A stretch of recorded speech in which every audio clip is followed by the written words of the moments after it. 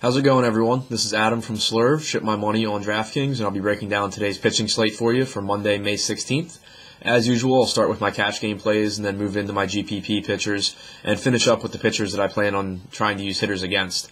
So, I think for cash, today's a pretty simple slate. On DraftKings, where I need two pitchers, there's just two pitchers that really stand out to me, and then on FanDuel, both of those pitchers are priced fairly, so I think you can just pick whichever one you prefer. Those two pitchers are Kenta Maeda going against the Angels. He's 9,700 on DraftKings, 8,800 on FanDuel. The Angels, have just been really bad hitting so far this season. Against right-handed pitching, they have a 15.6% K rate, 306 WOBA, and 99 WRC plus. They've been hot lately, but they're just still, if you look at their lineup, they're just not a good hitting team. And Maeda's been, pretty good this year. 22% strikeout rate, 12% swinging strikes, 4.08 xFIP, but I don't expect that regression to the xFIP to start against the Angels tonight. So I think he's, just a really safe play and a pretty good spot against the Angels at home. The other pitcher I like for cash is Adam Conley at 8,200 on DraftKings, 8,300 on FanDuel. He's coming off a rough start against the Brewers, but the Phillies are just really bad against left-handed pitching this season, and he is a good left-handed pitcher. The Phillies have struck out about 24% of the time with a 65 WRC plus against left-handed pitching dating back to last season. So, it's just a pretty safe spot for Conley. His price isn't too high.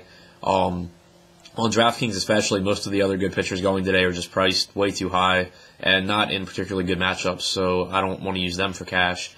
And I'm just perfectly happy going with Maeda and with Conley.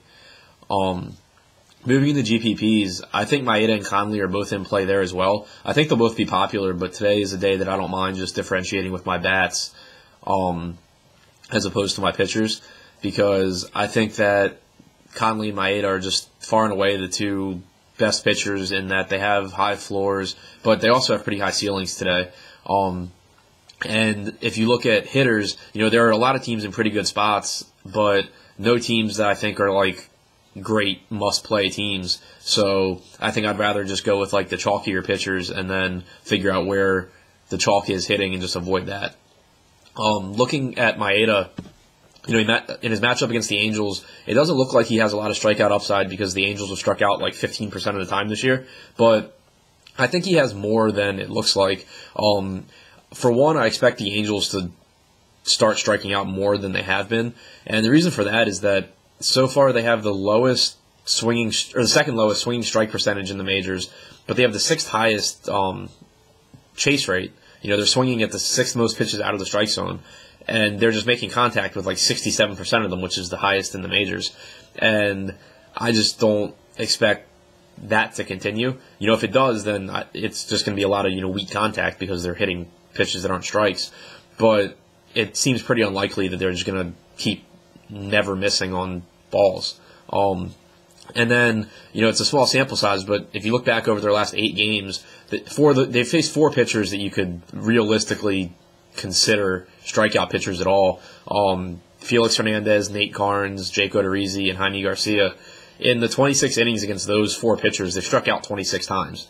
So that kind of goes in line with what I'm expecting. Like when they face pitchers that have good stuff and they're swinging at it out of the zone, they're going to strike out. If they're facing pitchers with bad stuff, they're going to make contact.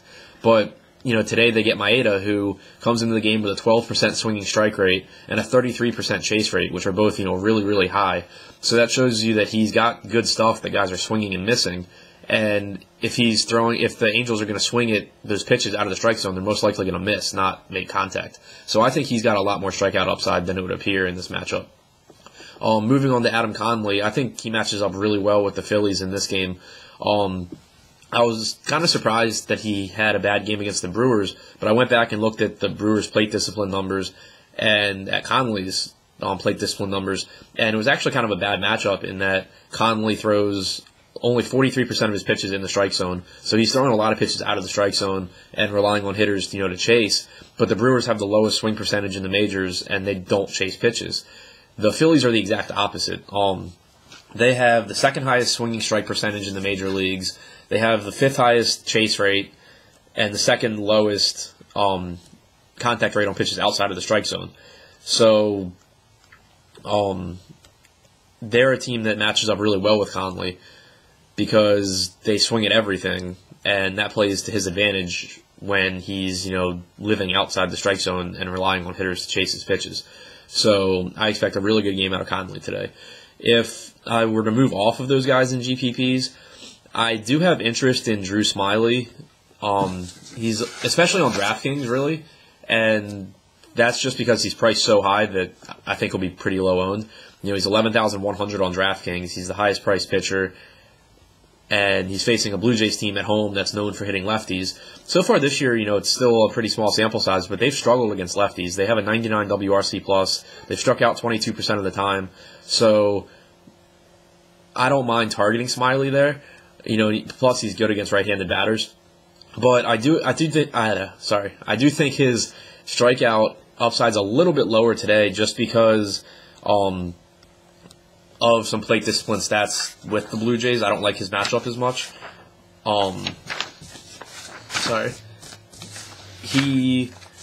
I think we can expect a little bit lower strikeout upside just because a lot of his swinging strikes come on pitches out of the strike zone, and the Blue Jays don't chase a lot. I still think he will get some strikeouts because he generates a lot of swings and misses in the strike zone too, but I just am tempering my expectations with him a little bit since the Jays don't chase a lot of pitches out of the zone usually. On FanDuel, I think Jordan Zimmerman is an interesting GPP play. I don't know that I'll be going there just because I don't think we need to today, but at 10,100, he's the highest priced pitcher by $1,000. And I just don't see any reason that people are going to pay up for him because you can get, big upside with Drew Smyly at 9,100, or you can get safety with Maeda at 8,800. So what's the incentive to spend an extra $1,000 on Zimmerman? But at the same time, you can do that and get the guy who he doesn't strike anybody out, and I think that's just who he is at this point. But he is facing a Twins team that strikes out 22% of the time against righties, and they just don't hit particularly well. And he's been a really good pitcher this year. So, you're getting a guy at really low ownership that if, Maeda doesn't have a good outing and, these other guys just have marginal outings, he could be the highest scoring pitcher on the slate just by going 8 innings and pitching well. So I think that's an interesting GPP play that I'll consider. I don't know that I'll necessarily do it. And then the guy starting for the Yankees today, Chad Green, is priced just too low on the sites. 4,000 on DraftKings, 3,000 on FanDuel. I wish that the slate were different as far as hitters go because I would have interest in him. He's got a low 90s two-seam fastball, splitter, and then depending what article I read, either a slider or a changeup. I prefer it be a slider with this heavy, right-handed heavy Diamondbacks lineup, but I haven't been able to figure out which one it actually is. But he in the minor leagues did generate a lot of ground balls. He became a full-time starter in 2014, and he went from a fly ball pitcher to a ground ball pitcher. It was like a 1.5 ground out to fly out ratio a couple years ago, like 1.35 last year. So, pretty good ground ball numbers, which is what you like in Chase Field. And he had pretty good strikeout numbers, too, striking out between 20 and 23% of batters he faced. And at that $4,000 or $3,000 price tag, I think he's definitely in play for GPPs. The only thing for me is that looking through the hitting so far, there aren't a lot of guys that I feel like I have to pay up for. So I don't think that today is a day where I want to pass up on the proven major league pitchers to take a rookie in Chase Field that could very easily get lit up. But, if you do have hitters you love, I think he has a reasonable chance at being pretty good today. And he's also stretched out. His last 3 starts, he's gone 6 innings, and 6 2/3 in the minors. So, he should be able to go, 6 innings before turning it over to the back end of the Yankees bullpen. Moving into stacks that I like, I'm not completely sure, but I might actually not fully stack teams today, which is very, very weird for me. I just think that I just haven't found any stacks yet that I really love and think that that the whole team's just going to go off. That could change, but the stacks that, I would be interested in, the Tigers, for one, are priced way too low on DraftKings. I don't love their matchup, but they're facing a talented rookie pitcher who can struggle with command and give up some home runs, and they're just priced way too low on DraftKings. Oh, sorry, that brings me back to one other GPP play. On FanDuel specifically, Jose Berrios, I think, is in play at 6,500. He's facing a Tigers team who doesn't walk a lot, and they do strike out a lot against right-handed pitching, and his price is just really, really low. So I think that's a risky spot that if you want to save some money on pitcher, you could target, get him at low ownership, and then just hope that his command is good today because he's got strikeout stuff against a team that strikes out a lot. And then, like I was saying, the flip side of that is on DraftKings, he's priced too high and the Tigers hitters are priced too low. So I really like going after the Tigers hitters there. The Pirates have a really good matchup against Williams Perez. He's just a really bad pitcher. The Pirates have guys that hit right-handed pitching really well, even though they're a right-handed heavy lineup. They are playing in Pittsburgh, which, sucks for right-handed power. But, they're in a good spot against Perez. The Red Sox are in a pretty nice spot against Ventura. He's been struggling with his command lately. The Red Sox don't chase pitches, so they should be ahead in the count a lot against Ventura today. The issue is if that game stays close, then they're dealing with the Kansas City bullpen, which is just really good. A couple other teams I like. Oakland against Derek Holland is in a really good spot. Derek Holland, is just doesn't strike guys out. He's just really struggled a lot this season. And, Oakland's got some guys that really crush left-handed pitching, like Danny Valencia and Chris Davis. So I really like Oakland today. The Diamondbacks, get the rookie starter in Chase Field, which is a great place to hit. The Yankees are interesting since they're on the road in Chase Field. The issue is that Robbie Ray is really good against lefties. And I just don't like a lot of the Yankees, righties. But the one thing about Ray is he has been good against lefties, but he does have a 25% line drive rate against lefties. So his 2.24 ground ball to fly ball ratio is a little bit skewed because 25% of the balls hit are line drives, which could easily be fly balls. So, if guys on the Yankees that can hit lefties well, I think, might be good GPP plays because people aren't going to play them since it's lefty on lefty. So that's an interesting spot because that is easily the best hitter spot on the slate. And then the Dodgers are in a good spot against Matt Shoemaker. I assume they'll be pretty highly owned because a lot of people think that he's like the worst pitcher to ever play Major League Baseball, even though he's not.